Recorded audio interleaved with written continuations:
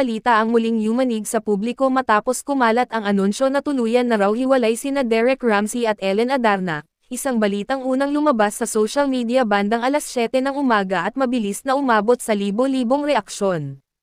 Ngunit kung hindi pa sapat ang pagkabigla ng mga tagahanga, mas lalong nag-alab ang diskusyon nang lumabas ngayong tanghali ang isang pahayag ni Ellen kung saan direkta umano niyang binanggit ang pagkakaroon ng third party, isang revelasyon na nagpayanig lalo sa publiko at ikinagulat maging ng ilang personalidad sa industriya.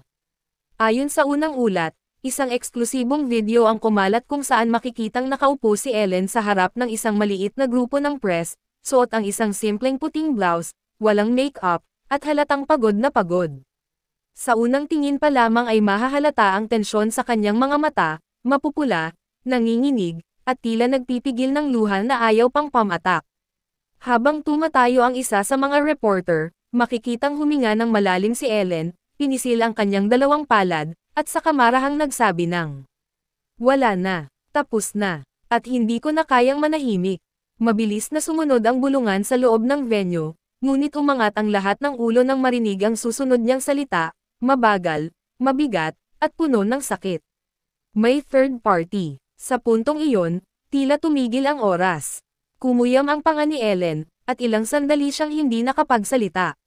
Kung pagmamasdan, malinaw ang bigat ng kanyang damdamin, pinaglalaban ang ginhawa at ang katotohanang matagal na raw niyang kinikimkim. Ayon sa isang photographer na nandoon, bigla raw nagiba ang enerhiya sa silid, mula sa pag-uusyoso ay naging pag-aalala, dahil kitang-kita na hindi basta isyo, kundi isang masakit na yugto sa kanyang buhay.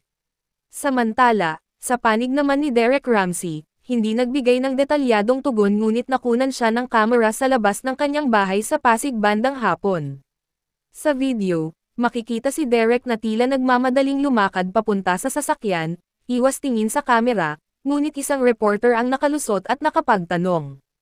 "Derek, totoo ba ang sinabi ni Ellen? May third party ba sa hiwalayan ninyo?" Sa ilang segundong tila napakahaba, huminto si Derek, tumingin sa malayo, at marahang umiling. Ngunit hindi sumagot, walang direktang pagtanggi, walang paglilinaw, walang pag-ako, at dahil sa katahimikang iyon, mas lalo lamang nagliyab ang diskusyon online, na parang apoy na pinatungan ng gasolina. May ilang source ang naglabas ng kumakalat na teorya, mula umano sa isang taong malapit sa mag-asawa, na ilang buwan na raw may tensyon sa pagitan ng dalawa.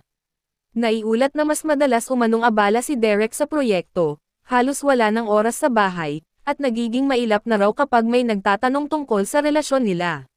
Samantala, si Ellen naman daw ay matagal nang nakararamdam na may hindi tama, ngunit pinili niyang manahimik sa layuning iligtas pa ang pamilya at anak nila. Ngunit ngayong siya mismo ang nagsalita, malinaw na ang katahimikang iyon ay pinalitan na ng determinasyon na protektahan ang sarili at ang kanyang anak. Ayon sa isang insider, ilang linggo raw pinag-isipan ni Ellen ang paglalabas ng pahayag, at hindi niya raw ito ginawa para sa publicity, kundi dahil sa paulit-ulit na maling impormasyong kumakalat at sa bigat ng sikretong matagal niyang pasan.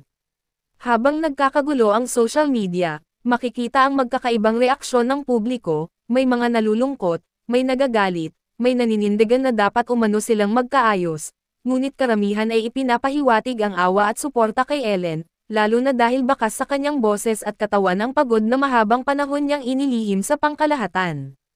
Sa ngayon, wala pang opisyal na komento si Derek tungkol sa alegasyon ng third party, at ayon sa kanyang kampo, pinag-aaralan pa niya ang susunod na hakbang bago magbigay ng pahayag. Ngunit para sa maraming sumas,